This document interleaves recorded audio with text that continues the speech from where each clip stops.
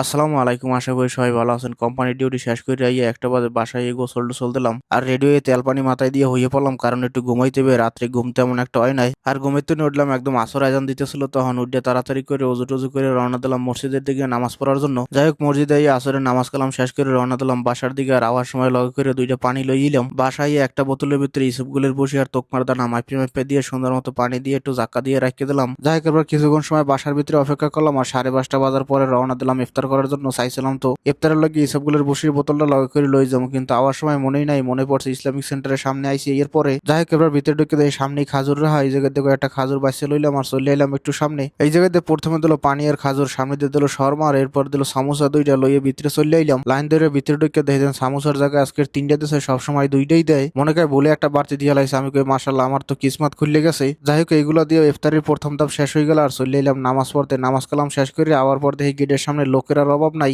আমার মনে হয় এই জায়গায় 1000-1500 বেশি লোক হইবে। যাই হোক, সবাই লাগে পাড়াপাড়ির ভিতরে না ঢুকে আরামসে লাস্টে ঢুকলাম। আর ভিতরে ঢোকার সময় আজকের খালি একটা পানি দিয়েছিল, প্রতিদিন লেবন আর পানি দেয়। এরপর সোজা খেপসা দিয়ে দিল। আজকের আর হুজুরে কোনো বক্তব্যও দিল না। এমনিতে প্রতিদিন হুজুরে 15-20 মিনিটের মতো বক্তব্য দেয়, যার ভিত্তিতে প্রশ্ন করে আর ওই প্রশ্নের উত্তর দিতে পারলে একটা গিফট দেয়। যাই হোক, আমরা খাওয়া দাওয়া শেষ করে আবার সময় বিড়ালের জন্য কিছু খাবার লইলাম আর রাস্তার ভিতরে কয়েকটা বিড়ালের দিয়ে বাকিগুলো দিয়ে দিলাম আমাকে বাসার বিড়াল রে। খাবার মূলত আনছে নাজুল ভাই, আমি খালি হ্যাঁ লগে লাগে আগাইতেছি। যাই হোক, এবার বাসায় কিছু সময় রেস্ট করার পর এশারে আজান দিয়ে দিল আর চলে এলাম মসজিদে এশারের নামাজ পড়ার জন্য। আর এশারের নামাজ আর তারাবির নামাজ দুটোটা শেষ করে বাসায় চলে এলাম তরকারি লইয়ে গরম দেওয়ার লাগিয়া। আর গরম দেওয়ার জন্য পাতিল বয় দিয়েছেন, পাতিলের ভিতরে তরকারি একদম শক্ত হয়ে গেছে। এর ভিতরে তো গরম দিলে তরকারি লাগিয়ে যাবে নিজ দিয়ে, এই জন্য কিছু পানি দিয়ে দিলাম। এমনি জোগাড় লাগাই তরকারিটা সুন্দর মতো গরম দিয়ে ভাত বয়ে ঘুমাই গেলাম। আর উঠলাম 4টে বাজে। উঠছি তো প্রথমে 4টে বাজে, কিন্তু আর একটু ঘুমাই করতে করতে 4:30 বাজাই দিয়েছি। এরপর তাড়াতাড়ি বই পড়লাম খাওয়া দাওয়া করতে। আর আমার মতো বাসার সবারই একই অবস্থা। খাইয়ে লইয়ে প্লেটটা ধোয়ার পরে দিয়েছেন ফজরে আজান দিয়ে লেছে, তাড়াতাড়ি চলে এলাম মসজিদে নামাজ পড়ার জন্য। আর ফজরের নামাজ কালাম শেষ করে বাসায় একটু ঘুম দিলাম। উঠলাম 7টা বাজে, তাড়াতাড়ি করে রেডি হয়ে বাইরে বেরিয়ে দিয়েছেন। আজকের প্রথম গাড়ি চলে গেছে, অবশ্য প্রথম গাড়ির অপেক্ষা বাদ দিয়ে দিছি। যাই হোক, এরপর কিছুক্ষণ অপেক্ষার পর দ্বিতীয় গাড়ি আইলে আর চলে এলাম ডিউটিতে। আইয়ে প্রথমে ঢুকলাম প্লেয়ার রুমে, দেখেছেন কি অবস্থা। ঢুকে দেখেছেন কালকের মনকায় প্র্যাকটিস হয়েছিল, অবস্থা বেশি ভালো না আর একদম খারাপও না। তাড়াতাড়ি করে এমনি রাখকে চলে গেলাম আরাবিয়া আনতে।